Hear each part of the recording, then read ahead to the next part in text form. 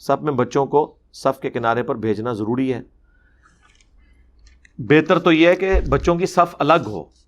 نبی علیہ السلام سب سے آگے مردوں کی صف، اس کے پیچھے بچوں کی صف، اور آخر میں عورتوں کی صف بناتے تھے. پہلی صف میں بچوں کو آپ کھڑا نہ کریں. یعنی ان بچوں سے مراد حنفیوں والے بچے نہیں، وہ تو 12 سال کے بچے کو بھی نہیں کھڑا ہونے دیں گے. اس سے مراد بہت چھوٹے بچے. لیکن جو ہوش میں ہے، جیسے کہا گیا 7 سال کا بچہ ہو جائے، ابو داؤد میں حدیث ہے، اسے نماز کا کہو، 10 سال کا ہو جائے اور نہ پڑھے تو مار کے پڑھاؤ. تو اس کا مطلب ہے کہ 10 سال کا بچہ بڑا بچہ ہے، وہ پہلی صف میں کھڑا ہو سکتا ہے. اس کو کیوں آپ پیچھے کریں گے؟ ان کا تو حال یہ ہے، یہ تو مطلب بچوں کو پتہ نہیں کیا سمجھتے ہیں. پھر انہوں نے ایک مسئلہ گھڑا ہوا ہے، نابالغ بچہ جو ہے وہ امامت نہیں کر سکتا. یہ بھی مسئلہ انہوں نے نکالا ہوا ہے. صحابہ کرام میں اس طرح کے بچے تھے چھوٹے جو امامت کرواتے تھے. صحیح بخاری میں حدیث ہے، مشکات میں آپ کو پہلی جلد میں امامت والے چیپٹر میں حدیث مل جائے گی عمر بن سلمہ کے بارے میں. وہ کہتے ہیں میری عمر 6 یا 7 سال تھی. کتنی؟ 6 یا 7 سال. یہی وہ حدیث ہے جس کا وہ میں جیسے محدثین کو اختلاط ہو جاتا ہے، وہ معاذ ابن جبل کے ساتھ ہو گیا تھا. میں نے کہہ دیا تھا معاذ بن جبل جو ہے وہ 6-7 سال کے تھے تو امامت کرواتے تھے، وہ پکڑ لیا. اس میں سے مسئلہ کیا نکالا، اس مسئلے کو پکڑو. وہ معاذ ابن جبل نہیں تھے، وہ عمر بن سلمہ تھے. وہ 2 حدیثیں میرے دماغ میں مکس ہو گئی، اس کی وجہ سے میں نے وہ بیان کر دیا تھا. لیکن مسئلہ اپنی جگہ پہ موجود ہے اور عمر بھی اپنی جگہ کے اوپر موجود ہے. ہاں صحابی دوسرے تھے. تو جو مسئلہ جو ہم نے نکالا ہے اس کے اوپر بات کرو. تم تو کہتے ہو کہ بچہ جو ہے نابالغ امامت نہیں کروا سکتا. عمر بن سلمہ کے بارے میں مشکات کے اندر موجود ہے، امامت والے چیپٹر میں صحیح بخاری کے اندر موجود ہے. وہ کہتے ہیں میں چھوٹا سا بچہ تھا اور نبی علیہ السلام نے اعلان نبوت کیا تو قافلے جب ہمارے علاقے سے گزرتے تھے نا تو وہ نبی علیہ السلام کا ذکر کرتے تھے اور میرے ابا جی کا بڑا انٹرسٹ تھا. بعض بندے ہوتے ہیں نا، آج بھی آپ دیکھتے ہیں کچھ بندے وہ سیاست میں بڑا انٹرسٹ لیتے ہیں، دنیا میں کیا ہو رہا ہے. اس زمانے میں بھی ایسے لوگ ہوتے تھے. تو ہر قافلے والے سے پوچھتے تھے یار وہ ایک بندے نے دعوی نبوت کیا ہے. تو لوگ بتاتے تھے کہ دن بدن ان کا دین پھیل رہا ہے، لگتا ہے عنقریب شاید مکہ بھی فتح ہو جائے. اب مکہ جو ہے وہ سینٹرل پوائنٹ تھا اور قریش کی ایک دھاک تھی پورے عرب میں. مکے کا فتح ہونے کا مطلب یہ تھا کہ اب نبی علیہ السلام واقعی اللہ کے رسول ہیں. ان کے نزدیک جن کو ابھی بھی کوئی ڈاؤٹ تھا کہ اللہ نے انہیں غلبہ دے دیا کہ قریش مکہ نے گھٹنے ٹیک دیے، اتنے جنگجو قوم. تو کہتے ہیں کہ میں جب حضور علیہ السلام کی گفتگو سنتا تھا نا لوگوں سے، تو مجھے بچپن میں چھوٹی سی عمر میں 6-7 سال کی عمر میں تو انہوں نے امامت کروائی. وہ اس سے پہلے 4-5 سال کی عمر میں ہی قرآن کی آیات میں نے سن کے یاد کرنا شروع کر دی تھی. مجھے اتنی اچھی لگتی تھی، وہ ان کی اپنی زبان میں تھی نا. آپ کے چھوٹے بچوں نے نہیں گانے یاد کیے ہوئے ہیں، انگریزی کی پوئمز نہیں یاد کی ہوئی چھوٹے چھوٹے بچوں نے، اچھی لگتی ہیں. تو وہ پوئمز ہی تھی نا ان کے نزدیک، تو ان کی زبان میں تھی. کہتے میں سن کے نا میں قرآن یاد کرتا تھا، لیکن مجھے نہیں پتا تھا اسلام اور نبی علیہ السلام کو ایک اچھے انسان کے طور پہ. تو میرے ابا جی جب یہ سنتے تھے تو وہ اکثر کہتے تھے اچھا اگر مکہ فتح ہو گیا نا تو پھر ہم ایمان لے آئیں گے. واقعی پھر اللہ نے زندگی رکھی ہوئی تھی ان کی، مر جاتے پہلے تو کفر کی حالت میں مر جاتے. وہ فتح مکہ ہوئی تو کہتے ہیں کہ میرے قبیلے نے تو یعنی ابھی تیاری بھی مکمل نہیں کی، میرے ابا جی ہے نا فوراً پہنچے، جا کے انہوں نے قبیلے سے بھی پہلے اسلام قبول کر لیا. ٹھیک ہے. اور کہتے ہیں وہ جب واپس آئے تو انہوں نے آ کے سارے قبیلے والوں کا میں نے اسلام قبول کر لیا ہے، تم بھی کر لو، اللہ نے فتح دے دی ہے، اس شخص کے پیچھے اللہ ہے.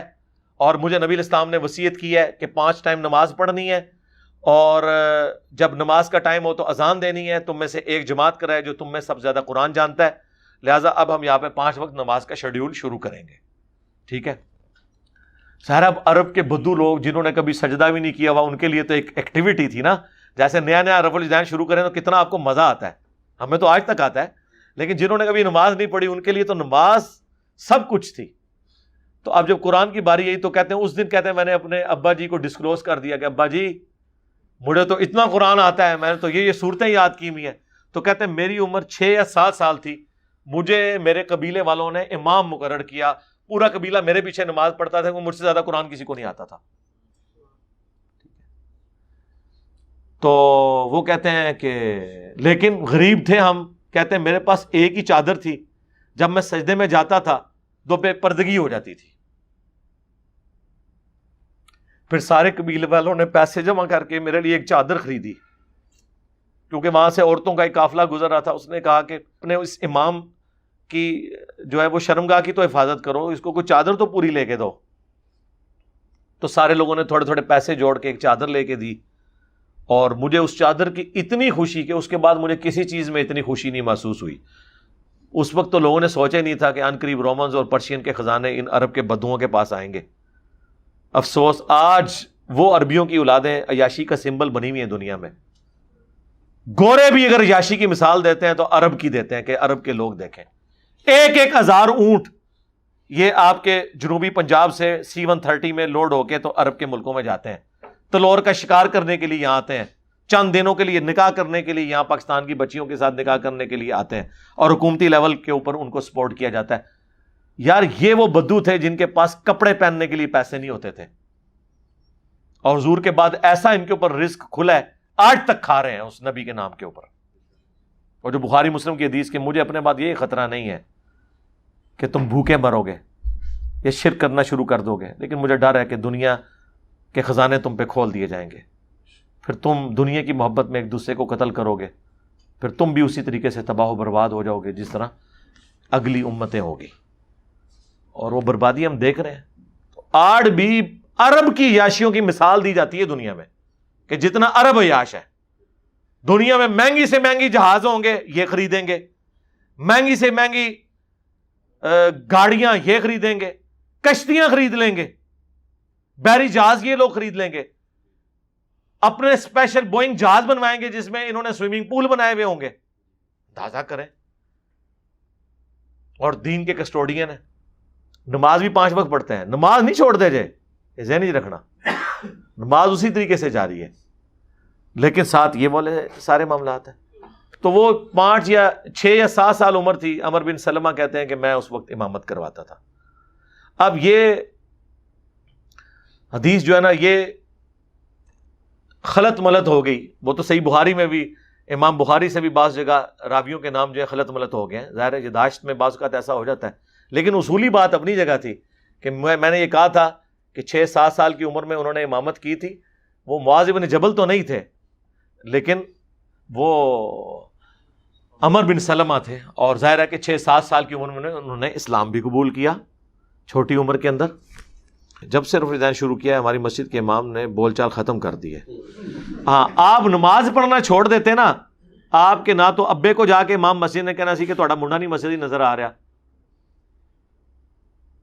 یا آپ شروع سے مسجد میں نہ بھی جاتے ہوں کبھی اس کو آپ کی آخرت کی فکر نہیں ہوگی. جیسے ہی رفع الیدین شروع کریں گے محلے کے بے نمازیوں کو بھی آپ کی آخرت کی فکر شروع ہو جائے گی، پوڈریوں کو، چرسیوں کو، وہ آپ کو چوراہوں پہ کھڑے کر کے پوچھیں گے. تو اس سے آپ کو اندازہ ہو جانا چاہیے جو خود شیطان کے ہتھے چڑھے ہوئے ہیں تو وہ شیطان نے انہیں یوز کیا ہے اس کام کے لیے. ورنہ اگر وہ آپ کی آخرت کے ساتھ ہوتے ہیں نا سیریس، تو جب آپ نماز نہیں پڑھ رہے تھے اس وقت آپ کو گھر آ کے نماز کا کہتے ہیں. یا جو خود نماز نہیں پڑھتے ہیں وہ آپ کو رفع الیدین کے اوپر کیوں کہہ رہے ہیں، اور آپ کے ابوں کے جو ہیں وہ کان بھر رہے ہیں.